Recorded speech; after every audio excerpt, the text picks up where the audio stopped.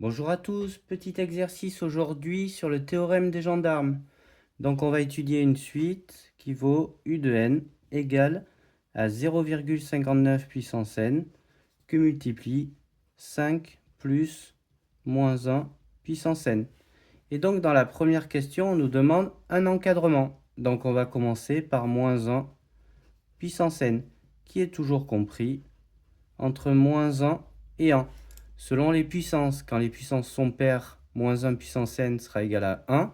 Et quand les puissances sont impaires, moins 1 puissance n sera égal à moins 1. Et donc, on va construire cette suite U de n. Donc, on va ajouter 5. 5 plus moins 1 puissance n, donc à tous les termes de l'inéquation. Là, ça va faire 6. Et donc là, ça fera 4. Et puis après, on va multiplier par 0,59 puissance n. Alors attention, 0,59 puissance n est toujours positif.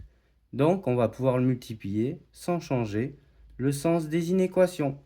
Et donc on aura 0,59 puissance n que multiplie 5 plus moins 1 puissance n inférieur ou égal 0,59 puissance n fois 6. Et donc là, on aura 4 fois 0,59 puissance n. Donc voilà la première question. L'encadrement U de n est compris entre 4 fois 0,59 puissance n et 6 fois 0,59 puissance n. Et puis du coup, dans la deuxième question, pour trouver la limite de U de n, c'est là qu'on va utiliser le théorème des gendarmes. Donc on va faire la limite à gauche et puis la limite à droite. Alors, la limite de 0,59 puissance n, quand n tend vers plus l'infini. Donc là, on est de la forme limite de q puissance n. Et donc, on va regarder que vaut q. Si q est supérieur à 1, cette limite vaut plus l'infini. Si q est compris entre moins 1 et 1, cette limite vaut 0. Et si q est inférieur à moins 1, il n'y a pas de limite. Et donc 0,59, c'est compris entre moins 1 et 1.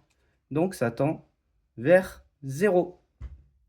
Et puis après, on a juste à multiplier par 4. Donc la limite de 4 fois 0,59 puissance n, quand n tend vers plus l'infini, ça fera 0. Et puis on va faire la limite à droite. Limite de 6 fois 0,59 puissance n, quand n tend vers plus l'infini, ça fera 0 aussi.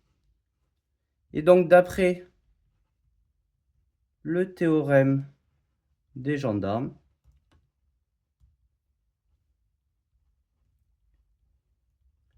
la limite à gauche est bien égale à la limite à droite. Et donc, par conséquent, la limite au milieu, qui est notre un, limite de un, quand n tend vers plus l'infini, ça fera 0 aussi. Voilà. Donc j'espère que cette petite vidéo sur le théorème des gendarmes vous aura plu et vous aura aidé. Et je vous souhaite bon maths. Merci.